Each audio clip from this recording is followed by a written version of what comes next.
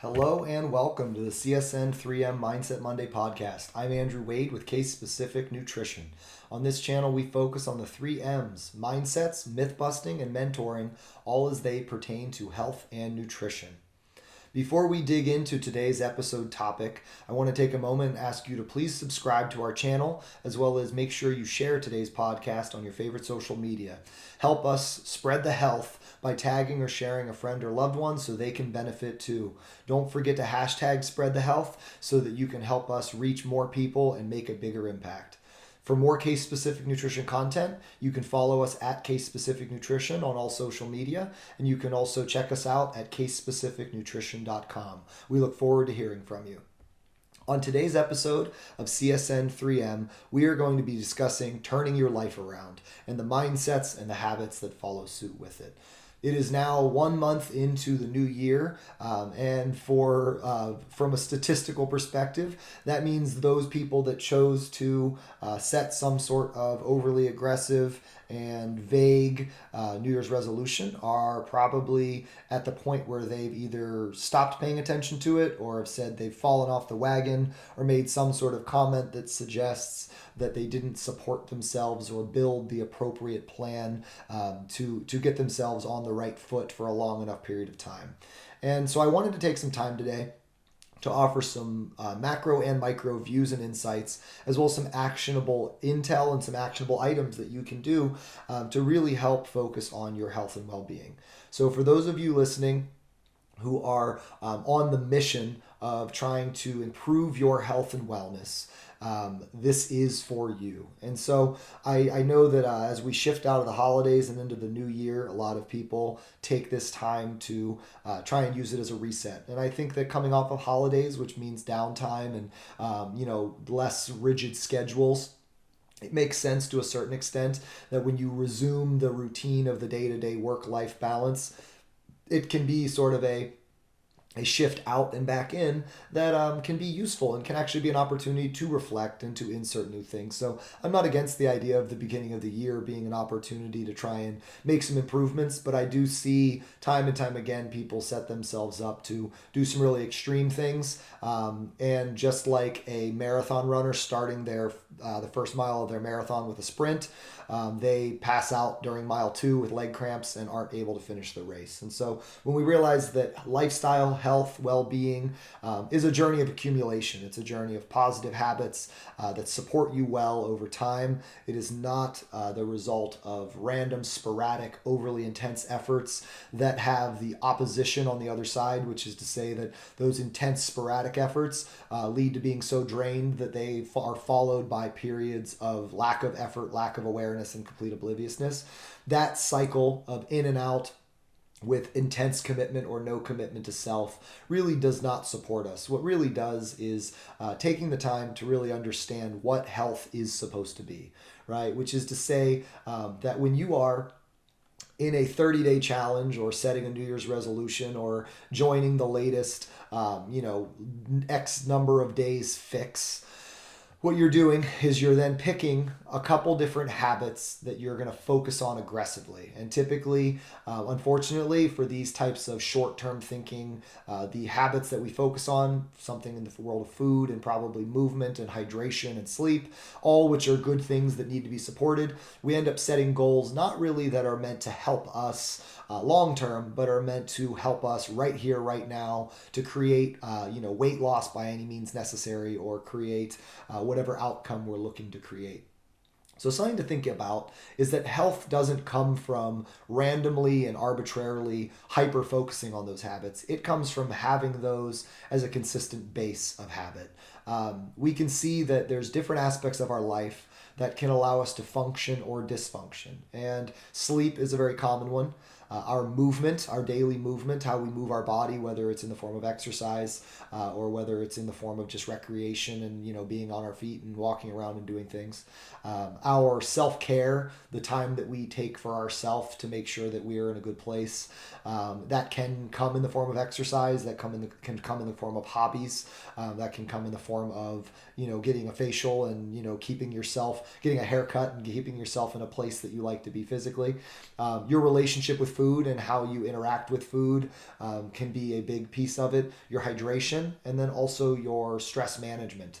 And so these are sort of those 6 areas that have a tendency to make a big impact on your health and wellness overall. And to be clear, people that are healthy tend to be people that have generally good habits surrounding these 6 areas of sleep, movement, self-care, food, hydration, and stress management. Those 6 areas, if you have good habits that tend to be around that most of the time, chances are you're mentally, physically, and emotionally in a really good place, or you're working your way towards an even better place because of these habits. And so when we realize that these short-term thinking resolutions and challenges are all directing you to the right areas, but maybe just setting you up to not focus them on them correctly, this becomes a really good opportunity for us to kind of change the narrative, which is to say, in each of these categories, there's ways we can all improve, whether it's in your sleep, having a more consistent wind down routine, in the form of turning the electronics off at a reasonable time to allow your brain a chance to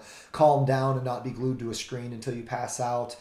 In your movement, it's just making time throughout the day so that you're not stuck in one room, stuck in one place, dealing with the back pain and the stiffness and the achiness that comes from being sedentary. Your self-care, making time for yourself to do things that are for you, especially when we realize that most of us work a lot of hours and unfortunately sell a lot of our time for money. And so as a result, we oftentimes feel like we have to sacrifice our own personal time on behalf of other demands. Drawing that line is extremely useful. Our food interaction, which is in this culture in particular, this observation that people cycle in between this perception that food is meant to be healthy or fun or healthy or good or delicious or nutritious, instead of realizing that health comes from having a good relationship with food, which is to say, recognizing that food is useful for the body, it energizes us, it nourishes us, but it's also useful for the mind. It energizes us emotionally, it gives us clarity, it gives us some sense of enjoyment. It's also a good self-care. Meals serve as a break in our day and a chance to focus on ourself amongst tasks pulling us away from self. So food isn't just cutting out all our favorite things in favor of what we think of and perceive when we think of healthy food. And it's definitely not eliminating all of our foods that we tend to enjoy. It's finding the balance, and that is not an easy one-step process. And then the last 2 are hydration. A lot of us get, kind of stuck in a state where we're really busy and we're focused outward, which means we're not keeping hydrated. We're not paying attention to our fluid needs. And that can, again, as a physical being 65% water, we need water coming in continuously. That's an important part of who we are and how we function. And last but not least really is that stress reduction piece of things, which is stress management. Easy to say, hard to do, but extremely important. We live in a society where we're constantly being pinged, we're constantly being stimulated, constantly being picked and pulled and directed. And as a result, it can be really, really accumulative. And I always say that there's a big difference between the mental stress and the physical stress. A lot of us, claim that our mental stress, we're not stressed, we're just busy. But in reality, that mental stress, if we're in go, go, go mode all the time, that means we're probably missing things along the way. And more importantly, your body has to do things chemically and physically to support that. Adrenaline has to be pumping through your veins. Cortisol has to be doing that too, which means you need higher levels of inflammatory hormones. And over time, that can really wear and tear on the body and create dysfunction. This is where it's an important stop and say, okay, these 6 areas all in themselves have a lot of complexity. And that is where a lot of people fall short, is they try and fix everything all at once with these sweeping generalizations, as opposed to realizing that health as a whole is gradually getting better and better at a variety of things so that each of these categories can really be an improvement. And so for those of you out there who have the goal of changing their body, right, weight loss, which is a very common one, what we realize is weight loss isn't actually a goal. And I will say I did a pretty intensive Mindset Monday and Thoughtful Thursday Instagram post on my Pittsburgh Dietitian Instagram in the last couple of weeks, kind of focused on this. But weight loss isn't a goal, it's a mission, right? And the reason for that is because a goal needs to have traits that you can act on. It needs to be specific, it needs to be measurable, it needs to be something you can actually attain, it needs to be realistic, and it needs to be time sensitive. And what we realize is the statement of "I want to lose weight" really doesn't give you details, right? And what's more important is you realize, okay, so let's go with it. You want to lose weight. What are you going to do to lose weight? The answer isn't, well, I'm going to lose weight. It's, no, I'm going to do this to my food. I'm going to do this to my sleep. I'm going to do this to my movement, which is to say that weight loss is a common side effect of focusing on your habits.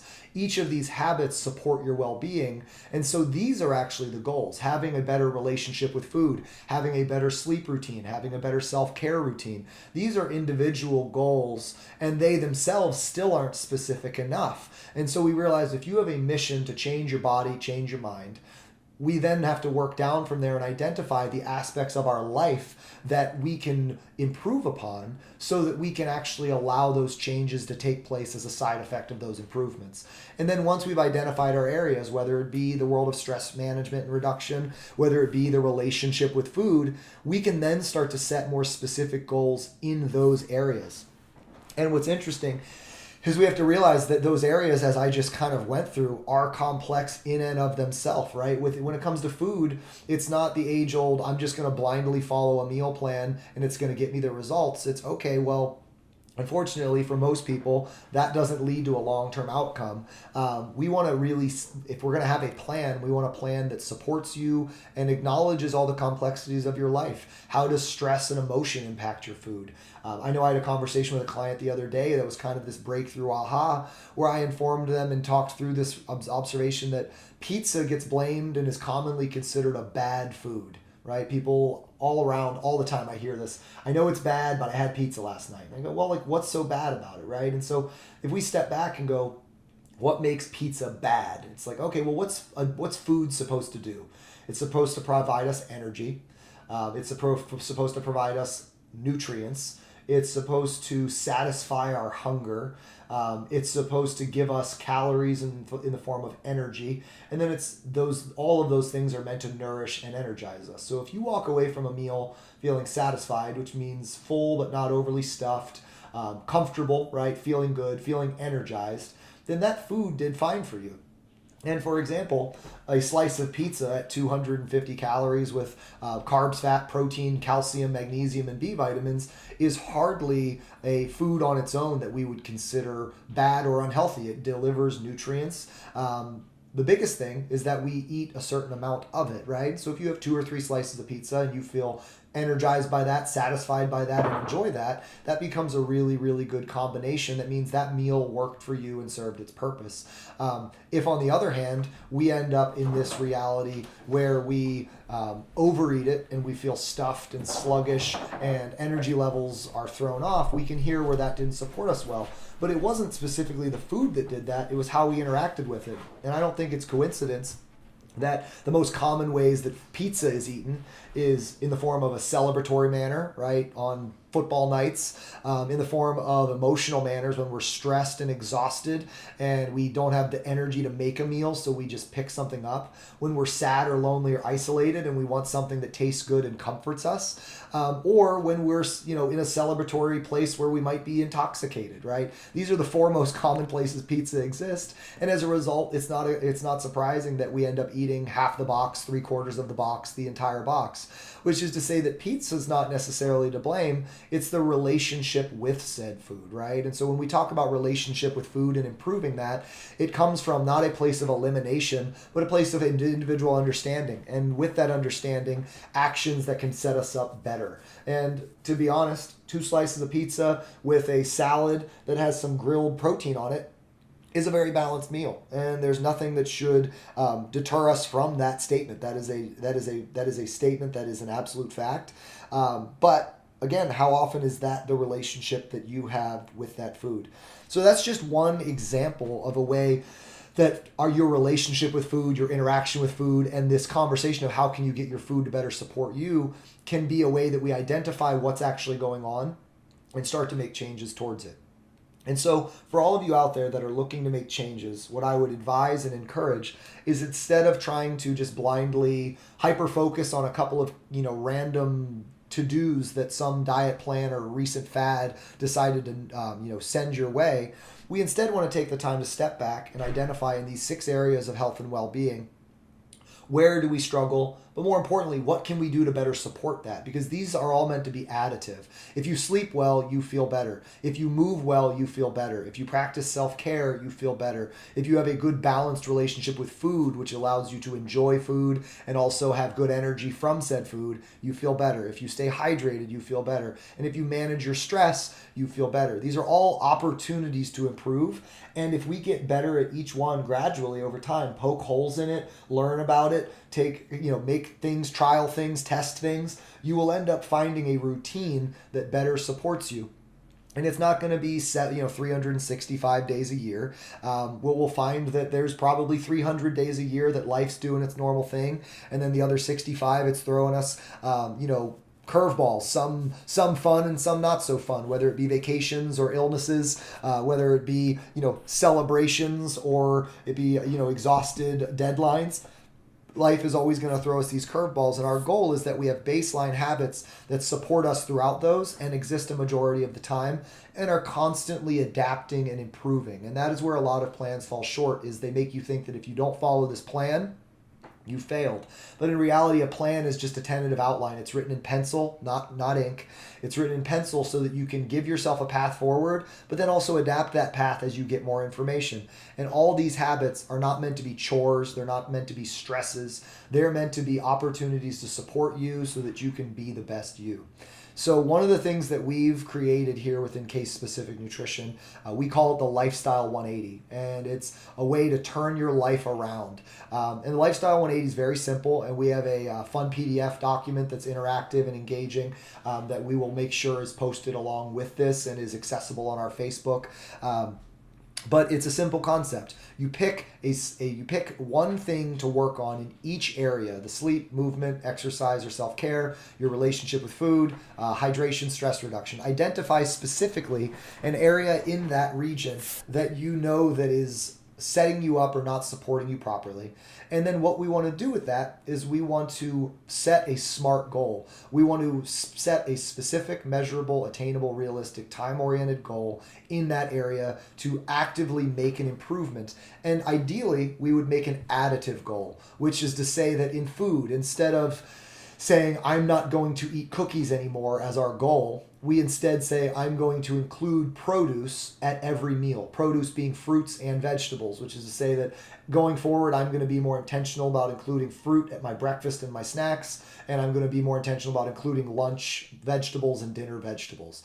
So that becomes a really clear path, and it's additive. You're looking to add things in, and adding things in always enhances your life. The version of you that's more intentional about produce means your meals are more intentional. It means you're actually thinking them out and planning them out, which is honestly one of the biggest game changers for 95% of people. Is when they start to eat with intention, everything changes. But those meals being planned out, they also end up having fresher ingredients. Those fresher ingredients means you're probably cooking more or sourcing food from better places, which means you're eating fresher food. That means it's digesting better. That means it's energizing you well. That means it's satisfying you better, regulating your hormones, regulating your appetite, regulating your energy. These are all basically, effects of focusing on something as simple as produce with each meal. And we can go down the line, right? We could identify 30 minutes before bed, I want to turn off all electronics and let myself wind down with no, bright lights. We could look at daily movement and say, I want to make sure that I take 30 minutes each day and get away from, my desk or my office or my home office and, move my body. Or I want to make sure I walk the dog because the dog and I both need it and benefit from it and, enjoy the time together. With stress reduction, right? Making time that you can poke holes in your day and reduce your stress, using laughter, using social engagement, using a chance to talk to someone that you care about or love. These are all examples of things that we can put in play in these specific areas. And over time, what you'll start to notice is your day-to-day habits change, and those habits then support you better. And as they support you better, you emotionally become less volatile. You don't have the crazy lows and dips. You don't have the exhaustions as often, which means you're more consistent. And the reality is, Health is from consistency. It's from positivity and from consistency. And that is the absolute fact. And so what we did with our Lifestyle 180 is we asked you to set a personal, individualized, SMART goal in each of these categories. And then you check the box over the course of 30 days, each time you get to do something for that goal. And the goal is not to make you feel bad when you miss it. The goal is instead to recognize that if you have these 6 areas of health and well-being that you're consciously training yourself to improve, you have 180 opportunities to support yourself over the course of 30 days. That's 180 opportunities to set yourself up to feel better, be happier, be healthier. And if you get 100 of them, that is still a massive improvement, right? Those are a lot of really good intentions directed that way. And all this is meant to do is it allow us to see all the great things we're doing for ourselves, as well as build on those things, identify when we miss them, what the obstacles are for them, and then work on those obstacles and get better and better. And once we've gotten to a point where our goal is very natural, setting a new one that we see from there. Allowing ourselves to gradually work the different knobs that are health and wellness so that you can over time find yourself being more in tune with yourself and not doing these out of these arbitrary forced goals, but instead doing it because you're in tune with what it's going to do for you, doing it for yourself, committing to yourself, and allowing it to be a gradual process. It'll be so much more positive because you'll be connecting with why you're doing it, and you'll also, as a result, be in tune with the effects it's having.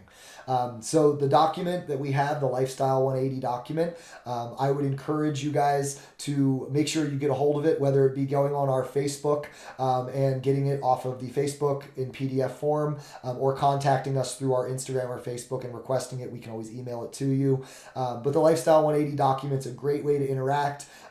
If you feel overwhelmed by 6 different areas, and I think a lot of people will feel overwhelmed by 6 different areas, I would recommend you do what I actually encourage my clients to do. It's called Incremental Steps to Change, which is identifying that out of these 6 areas, let's just start with 2 in the first month, right? Let's pick the 2 areas that you think could have the most positive impact on your life, that could change the most, whether it be something like our produce with our meals in the form of food, and whether it be improving our sleep routine, because we know if we sleep better and we spread we get more fruits and veggies, those 2 things are going to make a big difference. And then give yourself 30 days to just focus on those, learn them, troubleshoot them. When you miss a day, don't criticize it, learn from it. Use that growth mindset to get better and better. And over the course of the month, you'll find consistency, you'll find habit, you'll find it gets easier. And then once you feel like those 2 are easy enough and they're sort of subconscious, add 2 more. And over the course of 3 months, you can work towards having 6 goals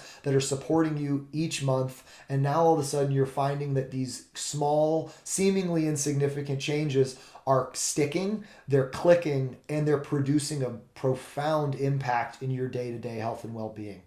So there you have it, the Lifestyle 180, a chance to gradually identify what's actually going on in your life, focus on the habits, which is what actually makes the difference, and allow yourself the time and the energy to commit to self and supporting self so that you can build it up and make the changes that last a lifetime.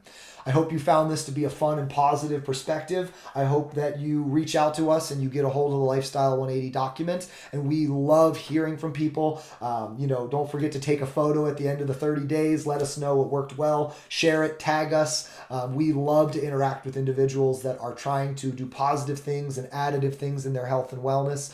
If you are feeling like you need support and accountability in the form of creating SMART goals, in the form of creating habits, that is what we do at Case Specific Nutrition. We are the habit support team, so to speak. Make an appointment with us, reach out to our admin team, reach out through our website, reach out to us on social media at Case Specific Nutrition. You can get in contact with us. We will pair you up with one of our dietitians, whether it be for in-person or virtual visits. We will check insurance and see what coverage looks like. And then we will help you identify the obstacles in your life and more clearly see the opportunities in your life to make improvements. We'll start poking holes in those stress levels. We'll start improving that sleep. We'll start changing that relationship with food, setting you up to incrementally make differences, make changes that accumulate over time. We are here to support as always. I'd like to once again thank you for your time, your attention, and your commitment to self. Please be sure to share this and tag someone you know that you think would benefit from this mindset. We will be back next week with another Mindset Monday. And in the meantime, be well and don't forget to spread the health.